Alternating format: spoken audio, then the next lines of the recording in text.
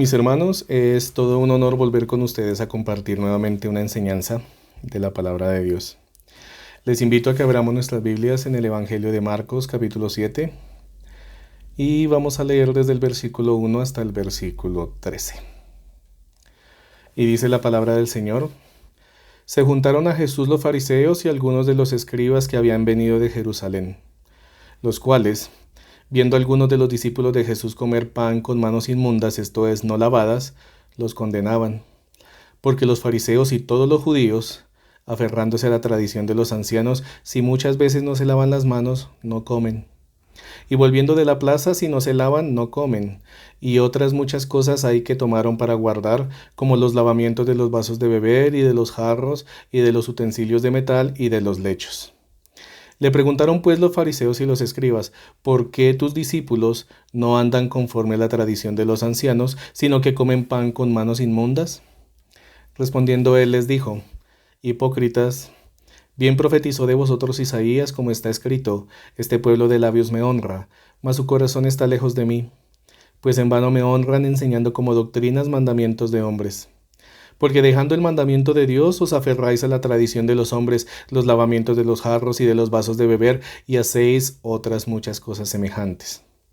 Les decía también: bien invalidáis el mandamiento de Dios para guardar vuestra tradición. Porque Moisés dijo: honra a tu padre y a tu madre, y el que maldiga al padre o a la madre, muere irremisiblemente. Pero vosotros decís: basta que diga un hombre al padre o a la madre, es corbán, que quiere decir mi ofrenda a Dios, todo aquello con que pudiera ayudarte. Y no le dejáis hacer más por su padre o por su madre, invalidando la palabra de Dios con vuestra tradición que habéis transmitido, y muchas cosas hacéis semejantes a estas. Vamos a orar. Señor, nos presentamos delante de ti para agradecerte y rogar por tu misericordia. Te agradecemos por este tiempo de tu palabra. Te pido en este día que sea tu Santo Espíritu ministrando a todos y cada uno de nosotros, que abras el entendimiento de tu pueblo para poder comprender tus escrituras. Sabemos que la predicación expositiva de tu palabra es el único medio que has decretado para que tus ovejas puedan renacer a una esperanza viva de entre los muertos. Por eso, mi Señor, te pido que sea tu palabra predicada en este día. Yo solamente soy un vaso de barro en el cual, por tu misericordia, has colocado el tesoro maravilloso de tu evangelio. Solo soy el canal para que tu palabra sea sembrada. Tú mismo le darás el crecimiento. Te bendecimos en el glorioso nombre de nuestro Señor Jesús, para tu honra y para tu gloria. Amén. A inicios del año 1500, un teólogo y fraile agustino llamado Martín Lutero hizo varios análisis y comparativos sobre lo que decía la palabra de Dios y la dogma que se predicaba en las iglesias cristianas católicas en Europa. Al ver no solo las contradicciones, sino que varias de las doctrinas enseñadas por los ministros no aparecían en las escrituras, impulsó algo que después se conocería como la Reforma Protestante o simplemente la Reforma. Este movimiento nació en Alemania después que Martín Lutero clavara en octubre de 1517 95 tesis hechas por él mismo en la puerta de la iglesia del castillo de Wittenberg, en las cuales mencionaba y describía a la luz de las escrituras que varias de las doctrinas inculcadas por la iglesia no solo contenían errores, sino que varias de ellas eran doctrinas de hombres, que empezaron como un error, pero al paso de los años se convirtieron en tradición. La reforma es y fue el llamado a profesar, como se hizo desde el principio, el cristianismo primitivo o cristianismo puro, basado solamente y como debe ser en las escrituras y no en las doctrinas y teorías de hombres. Dios usó esta reforma para que el evangelio puro, descrito en los 66 libros de la Biblia, Nuevo y Antiguo Testamento, llegaran a América. Es por eso que en el mes de octubre de todos los años las iglesias cristianas conmemoran, y ojo, no es una celebración bíblica, claro, no es una celebración bíblica, pero se conmemora que este mes sea el mes de la Biblia, gracias al aporte doctrinal hecho por Lutero. Si bien es cierto que este mes se conmemora como el mes de la Biblia, todos los días son de las Escrituras. Es nuestra responsabilidad y obligación, y aquí yo me dirijo al pueblo de Dios, porque este mandato no es para todo el mundo. Pero si tú eres un hijo de Dios, Es nuestra responsabilidad y obligación leerlas, escudriñarlas, estudiarlas, sumergirnos en las profundidades de su sabiduría. Y aunque es un mandamiento de Dios, veamos Josué capítulo 1, versículo 8.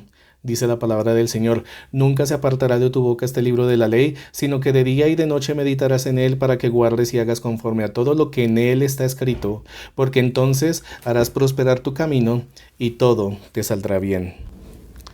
Vuelvo y digo, aunque es un mandamiento, una vez contemples la hermosura de ellas, verás que ese mandamiento no es gravoso, sino que verás cómo tu alma día a día necesitará más y más del conocimiento y entendimiento de Dios. La Biblia cobrará vida en ti mismo y será, como dice la palabra, medicina para tu cuerpo y refrigerio para tus huesos. Proverbios capítulo 3, versículo del 8 al 10. Gracias a Dios por la Reforma Protestante y que Dios en su soberanía usará hombres como Lutero para traer a nuestras vidas su palabra, para que las Escrituras trascendieran más allá del océano y que hoy podamos tener el privilegio y el honor de contar con ella, tal y como fue promulgada en la iglesia primitiva. El fundamento de la Reforma Protestante hecha en los años 1500, es decir, hace más de 500 años, fue porque Lutero vio en su momento lo que hoy en día también es una de las amenazas más grandes que tiene el Evangelio. Varios teólogos afirman que esa amenaza no solo es la más grande, sino la peor amenaza que tiene la teología de la cruz. Si bien es cierto, podríamos decir que algunas de las amenazas que tiene el mensaje de la cruz es la persecución de su doctrina en casi todos los países, o el crecimiento desenfrenado de la inmoralidad cultural y sexual que tiene esta sociedad, o el auge y la aparición de tantas falsas sectas. Sectas donde muchos se autodenominan hombres y mujeres como apóstoles y muchos otros como disque profetas. La mayor amenaza de la iglesia no proviene de fuera de la iglesia, sino de adentro. Este mal ataca a toda la iglesia del Señor, sin importar su ubicación, el idioma en el cual se predique la palabra, el número de sus miembros, la denominación, no importa, este mal es genérico. Mis hermanos, la peor amenaza que tiene el Evangelio hoy en día se llama legalismo. Este mal es tan astuto que se disfraza en todas las ocasiones y situaciones y es muy difícil de detectar, generando un mal peor, el cual no solo puede ser detectado, sino cuando ya es tarde y el daño ha sido ocasionado. El legalismo es una plaga que hace que muchas personas se alejen del Señor y que muchos otros no puedan crecer a una madurez espiritual basada en las Escrituras. El legalismo a veces se confunde con la santidad. Incluso el legalismo puede crecer y hacerse ley de santidad y espiritualidad en nuestras iglesias. Ese mal que vio Lutero y que hoy también existe no nació hace 500 años, ni es un mal contemporáneo. Este mal ha existido desde siempre. Recordemos que el Señor Jesucristo, desde que comenzó su ministerio, no tuvo problemas con los pecadores. A él nunca vinieron los publicanos ni las rameras a buscar problema. No fueron los romanos, quienes eran los gentiles de la época, los que asediaban al Señor en las sinagogas. Ellos no eran judíos y adoraban a sus propios dioses, pero ellos nunca, de acuerdo con lo que nos dicen las Escrituras, le buscaban para condenarlo y mucho menos para matarlo. ¿Quiénes eran los que desde el inicio de su ministerio le acosaban, le tentaban y en muchas ocasiones le buscaban cómo matarle? Las mayores controversias de Jesús durante su ministerio fueron con los escribas y los fariseos, quienes no solamente eran judíos, los doctos en la palabra del Señor, los que se sentaban sábado tras sábado en la silla de Moisés en las sinagogas a predicar la ley, los salmos y los profetas, sino que también eran los líderes, los guías, las lámparas de todo el pueblo de Israel. En ellos recaía la responsabilidad del conocimiento y de la aplicación de la ley entre el pueblo. Toda la nación de Israel, cuando tenía dudas o problemas y querían saber qué decía el Señor frente a este tema o este otro, ¿a quiénes acudían? Pues a los escribas y a los fariseos. Ellos eran quienes conformaban este órgano de dirección no solo religioso, sino político y civil llamado el Sanedrín, la máxima autoridad judía en el pueblo de Israel. Ellos eran los únicos que parecían tener el celo por la santidad y por la ley de Moisés, pero fueron los únicos que en la soberanía de Dios se opusieron a su Hijo y a su doctrina. A Jesús no le buscaban para matarle por haber nacido en Belén, o por ser carpintero, o por haber sido llamado Nazareno, o porque vivía en Capernaum. A Jesús lo buscaban por lo que predicaba y por los milagros y prodigios que hacía. Desde siempre el legalismo ha infectado la iglesia y espero que hoy, si el Señor me lo permite, poder exponer a través de este pasaje en el Evangelio de Marcos los alcances del legalismo en los tiempos de la iglesia primitiva, que sigue siendo un problema que no murió allí. No murió en los tiempos de Lutero con la Reforma, sino que sigue y sigue permeando la iglesia del Señor. Este pasaje de Marcos es muy importante porque cuando lo estudiamos podemos vernos en un espejo. Este capítulo realmente a todos los que estudiemos nos confrontará. Vamos a verlo por partes. La primera parte está en el capítulo 7 de los versículos del 1 al 5 y dice la palabra del Señor. Se juntaron a Jesús los fariseos y algunos de los escribas que habían venido de Jerusalén, los cuales, viendo a algunos de los discípulos de Jesús comer pan con manos inmundas, esto es, no lavadas, los condenaban. Porque los fariseos y todos los judíos, aferrándose a la tradición de los ancianos, si muchas veces no se lavan las manos no comen, y volviendo de la plaza si no se lavan no comen, y muchas otras cosas hay que tomaron para guardar, como los lavamientos de los vasos de beber, y de los jarros, y de los utensilios de metal, y de los lechos. Le preguntaron pues los fariseos y los escribas, ¿por qué tus discípulos no andan conforme a la tradición de los ancianos, sino que comen pan con manos inmundas? Podemos ver en el versículo 2 que los fariseos y los escribas condenaban a los discípulos del Señor. En el texto paralelo de Mateo capítulo 15 dice en el versículo 2, ¿por qué tus discípulos quebrantan la tradición de los ancianos? ¿Por qué los condenaban? Versículo 3, porque los fariseos y todos los judíos, aferrándose a la tradición de los ancianos, si muchas veces no se lavan las manos, no comen. Yo creo que a todos nosotros nos inculcaron en nuestras casas que antes de comer debemos pasar y lavarnos las manos. Es una tradición higiénica. Es algo importante porque cuando pasamos al comedor, más si venimos de la calle, deberíamos lavarnos para evitar llevar a nuestra boca algún tipo de microorganismo o bacteria que pueda afectar nuestra salud. Pero vuelvo a decirlo, es una tradición higiénica. Pero para los judíos era una tradición religiosa. Era una tradición que si no se cumplía era condenable, porque según ellos estaban violando la tradición de los ancianos, es decir, los escribas y fariseos que en algún momento le adicionaron por sus propios méritos estas normas a la ley de Moisés, porque esta ley no es bíblica. Esta norma es una ley extrabíblica ordenada por los fariseos y los escribas, quienes eran doctos en la palabra. Miremos además de esta ley cuáles otras adoptaron para asegurarse que eran dignos de ser llamados judíos. Versículo 4. Y volviendo de la plaza, si no se lavan, no comen, y otras muchas cosas hay que tomaron para guardar, como los lavamientos de los vasos de beber y de los jarros y de los utensilios de metal y de los lechos. En el Antiguo Testamento, en el libro de Levítico, están consignados todos aquellos rituales y ceremonias que debía realizar el pueblo de Israel para ser agradable al Señor, y entre estas no se encuentra el lavamiento de las manos antes de comer. Quiero decir que el lavamiento de las manos antes de comer no es una buena enseñanza. No estoy diciendo eso, ni más faltaba. Es una muy buena práctica de salud e higiene en el momento de comer. Todos deberíamos hacerlo y creo que así muchas personas evitarían tantas infecciones estomacales e intestinales. Pero no es un mandamiento dado por Dios. Nadie se va a condenar o a pecar si antes de comer no se lava las manos. Pero estos fariseos condenaban a todos aquellos judíos que no lo hicieran, porque según ellos estaban violando las tradiciones de los ancianos. Todas estas ceremonias que se encuentran en el libro de Levítico eran solo el simbolismo que debía tener presente el pueblo de Israel de la necesidad que ellos tenían de un Salvador, para que fuesen limpios de una vez por todas, que solamente a través del Mesías resucitado podrían ser limpios una vez y para siempre de sus abominaciones y pecados. Las ceremonias dadas en el Antiguo Testamento, todas ellas, son la preparación de todo un pueblo para la venida del Señor en quien se cumplió toda la ley. Es por eso que el Señor mismo dijo en Mateo capítulo 5 versículo 17 al 18, no penséis que he venido para abrogar la ley o los profetas, no he venido para abrogar sino para cumplir. Porque de cierto os digo que hasta que pasen el cielo y la tierra, ni una jota ni una tilde pasará de la ley hasta que todo se haya cumplido.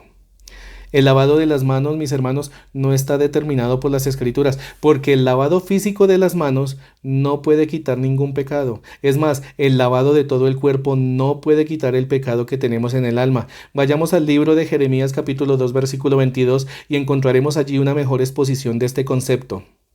Y dice la palabra, aunque te laves con lejía y amontones jabón sobre ti, la mancha de tu pecado permanecerá aún delante de mí, dijo Jehová el Señor.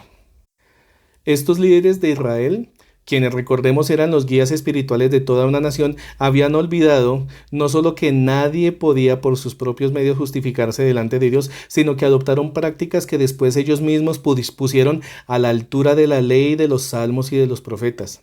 Casi podríamos decir que no lavarse antes de comer las manos era pecar en contra de Dios. Si miramos el trasfondo de este mandato, es que ellos con ese tipo de prácticas pretendían era ganarse el favor de Dios por sus tradiciones. Ese concepto de ganarse el favor de Dios porque hemos hecho las cosas bien o que si actuamos bien entonces Dios nos tiene que bendecir, es, mis hermanos, el corazón y la esencia del legalismo. El Evangelio nos mueve a la obediencia de los mandamientos del Señor porque Él nos aceptó a pesar de nosotros desde antes de la fundación del mundo, por gracia pura, por la obra redentora de nuestro Señor Jesucristo allí en la cruz hace casi 2000 años. El legalismo nos dice que debemos obedecer para que Dios nos acepte. En pocas palabras, que el favor de Dios depende de mi obediencia. Pregunto, ¿es eso lo que nos enseña la palabra? Pues, ¿qué dice la Escritura? Veamos. Primera de Pedro capítulo 1, versículo del 1 al 2. Pedro, apóstol de Jesucristo, a los expatriados de la dispersión en el Ponto, Galacia, Capadocia, Asia y Bitinia, elegidos según la presciencia de Dios, Padre en santificación del Espíritu, para obedecer y ser rociados con la sangre de Jesucristo, gracia y paz os sean multiplicadas. ¿Qué fue primero? Como dice el adagio popular, ¿qué fue primero, el huevo o la gallina? Aquí, según lo que nos dice el apóstol Pedro en la palabra del Señor, ¿qué fue primero, la elección de Dios en santificación del Espíritu o la obediencia que debemos tener para con Dios? Fuimos elegidos desde antes de la fundación del mundo. Pregunto, si fuimos elegidos antes de los tiempos, ¿la elección de Dios fue por nuestra obediencia o por gracia sola? La respuesta es más que obvia, por gracia. ¿Y fuimos elegidos para qué? Para obedecer. Entonces, si fuimos elegidos para obedecer, ¿por qué creemos que el favor de Dios se puede ganar con nuestra obediencia? ¿Ven el punto, mis hermanos, del legalismo? En el Evangelio, yo obedezco porque ya fui aceptado por su gracia. En el legalismo, yo trato de ser aceptado por mi obediencia. Ahora, ¿cuál es el principal problema que tiene el legalismo? No es la obediencia para ganarse el favor de Dios. Es que la práctica de algunas cosas que determinamos como tradiciones van a empezar a añadir cada vez más y más prácticas, como lo vemos en nuestro texto base, versículo 4, y volviendo de la plaza, si no se lavan no comen, y otras muchas cosas hay que tomaron para guardar, como los lavamientos de los vasos de beber y de los jarros y de los utensilios de metal y de los lechos. Muchas otras cosas habían añadido los líderes religiosos de Israel a la ley de Moisés. Les voy a poner un ejemplo. En la iglesia en la cual me congrego, se celebra en el culto la Santa Cena del Señor. Esta celebración fue instituida y ordenada por el mismo Señor Jesucristo y lo podemos ver en el libro de Mateo capítulo 26 o en Marcos capítulo 14 o en Lucas capítulo 22. Es un momento en el cual la iglesia, el pueblo de Dios, participa del pan y del vino en memoria del sacrificio de nuestro Señor Jesucristo en la cruz del Calvario. Sabemos que el pan y el vino representan en esta ceremonia el cuerpo y la sangre del Señor. Ahora, es un mandamiento del Señor en las Escrituras la celebración de la Santa Cena que dice la palabra. Primera de Corintios capítulo 11 versículo 23 al 26. Aquí el apóstol Pablo le enseña a la iglesia de los santos en Corintio qué es y por qué se toma en el culto la Santa Cena del Señor. Dice la palabra. Porque yo recibí del Señor lo que también os he enseñado, que el Señor Jesús, la noche que fue entregado, tomó pan, y habiendo dado gracias, lo partió y dijo, tomad, comed, esto es mi cuerpo que por vosotros es partido, haced esto en memoria de mí. Asimismo tomó también la copa después de haber cenado, diciendo, esta copa es el nuevo pacto en mi sangre, haced esto todas las veces que la bebieres en memoria de mí. Así pues, todas las veces que comieres este pan y que bebieres esta copa, la muerte del Señor anunciáis hasta que Él venga. ¿Es un mandato del Señor? La respuesta es un sí rotundo. Como tradición en mi iglesia, esta ceremonia se celebra el primer domingo de cada mes y se hace con pan normal y jugo de uvas. Ahora, sabemos que el mandamiento de Dios existe en su palabra, pero en ninguna parte de las Escrituras encontramos qué día del mes se debe celebrar, ni siquiera nos dice la palabra la regularidad con la cual se debe celebrar. Sabemos que el Señor la celebró el día de la Pascua, en concordancia con la Pascua que celebró el pueblo de Israel en Egipto con la cena del Cordero Pascual. Pero en ninguna parte de la palabra se nos habla de la regularidad de la cena. Sabemos que es un mandamiento y que más que un mandamiento, es una celebración solemne en memoria de la muerte y crucifixión de nuestro Señor Jesucristo. Ahora, ¿Será que puedo yo, por la tradición en mi iglesia, considerar que las iglesias cristianas que no celebran la cena del Señor el primer domingo de cada mes, que no lo hacen con pan normal y con jugo de uvas, son herejes? ¿Que no están cumpliendo con el mandato del Señor? Por mi tradición puedo yo calificar de impías a todas aquellas personas que no celebren esta cena como se celebra en mi iglesia porque así es nuestra tradición. De ninguna manera. Pues eso es lo que hacían los religiosos de Israel, eso es lo que hacían los religiosos en la época de Martín Lutero, y debo decirlo con tristeza, eso es lo que hacen muchos hoy en día en nuestras iglesias. Toman sus tradiciones de años y de años en cultos, en maneras de alabar y de adorar a Dios, en su forma de vestir, en cómo usan el tiempo en la iglesia, y condenan a todos aquellos que no lo hagan como ellos lo hacen, porque consideran que sus tradiciones son las únicas con las cuales se puede agradar a Dios. Eso es lo que condena el Señor en nuestro pasaje en la respuesta a la pregunta hecha por los religiosos en el versículo 5 de Marcos 7. Le preguntaron pues los fariseos y los escribas, ¿por qué tus discípulos no andan conforme a la tradición de los ancianos, sino que comen pan con manos inmundas? Respondiendo él les dijo, versículo 6, hipócritas. Bien profetizó de vosotros Isaías como está escrito, este pueblo de labios me honra, mas su corazón está lejos de mí. Pues en vano me honran, enseñando como doctrinas mandamientos de hombres, porque dejando el mandamiento de Dios os aferráis a la tradición de los hombres, los lavamientos de los jarros y de los vasos de beber, y hacéis otras muchas cosas semejantes. Mis hermanos, la única autoridad para decirnos cómo adorar a Dios correctamente es Dios mismo en su palabra. Cuando ponemos tradiciones humanas por encima de la palabra del Señor, estamos adorando las tradiciones y no a Dios, porque no lo hacemos de corazón, nos volvemos hipócritas, como dice el Señor. Estos religiosos, que eran, recordemos, los doctos en la palabra, no seguían a Dios, sino tradiciones de hombres. Ellos cumplían con la tradición de los ancianos y la ponían por encima de la piedad y la misericordia. Si ordenaban no comer sin lavarse las manos, ¿qué pasaría con el hambriento que estaba en un lugar donde no hubiese agua? Pues con estos religiosos no comía. ¿Y dónde queda entonces el mandamiento del Señor dado en Eclesiastés capítulo 11 versículo 1? Darle de comer al hambriento y un día serás recompensado. Pues lo abolimos cuando el hambriento no tiene dónde lavarse las manos. ¿Ven el punto aquí, mis hermanos? Vamos a ver otro ejemplo. Todos sabemos que debemos contemplar un tiempo para la oración, para estar en comunión con el Señor. También sabemos que debemos tener un tiempo para escudriñar y leer la palabra de Dios. Eso lo sabemos todos, pero cuando hacemos eso, esperando que por el hecho de hacerlo Dios nos tiene que bendecir, déjeme decirle que estamos haciendo lo correcto por una motivación equivocada. Debemos orar porque nuestra alma necesita todos los días de nuestro Señor. Todos los días necesitamos humillarnos ante Dios porque Él es digno de toda nuestra adoración, de toda nuestra alabanza, de toda nuestra humillación, sin esperar nada a cambio. Es su derecho y es nuestra obligación, aunque ya muchos lo hacemos por amor. Debemos estudiar la palabra de Dios porque solo su conocimiento y su entendimiento nos puede llevar a vivir vidas santas que sean presentadas en olor fragante, porque necesitamos oír su voz día a día a través de su palabra. Si no lo hacemos por eso, vuelvo y lo repito, estamos haciendo lo correcto por una motivación equivocada. Continuemos con nuestro texto base en Marcos capítulo 7 y vamos ahora a partir del versículo 9. Les decía también, bien invalidáis el mandamiento de Dios para guardar vuestra tradición, porque Moisés dijo, honra a tu padre y a tu madre, y el que maldiga al padre o a la madre muere irremisiblemente. Pero vosotros decís, basta que diga un hombre al padre o a la madre, es corbán, que quiere decir mi ofrenda a Dios, todo aquello con que pudiera ayudarte. Y no le dejáis hacer más por su padre o por su madre, invalidando la palabra de Dios con vuestra tradición que habéis transmitido, y muchas cosas hacéis semejantes a estas. Dios, a través de Moisés en el libro de Éxodo capítulo 20 versículo 12, dentro de los 10 mandamientos, ordenó que se debe honrar al padre y a la madre. Y en el mismo libro, en el capítulo 21, se ordena que todo aquel que no cumpla este mandamiento muera irremisiblemente. Es decir, que debe aplicársele la pena capital. Pero estos religiosos se inventaron un mandamiento fuera de las escrituras. Como tradición, ellos inventaron el corbán. Corbán es una palabra hebrea que significa algo dado u ofrecido a Dios. Y la tradición judía decía que si alguien ofrecía un bien a Dios a través del corbán, ese bien no podía usarse para nada más que para los fines del templo. Y es aquí donde está el truco.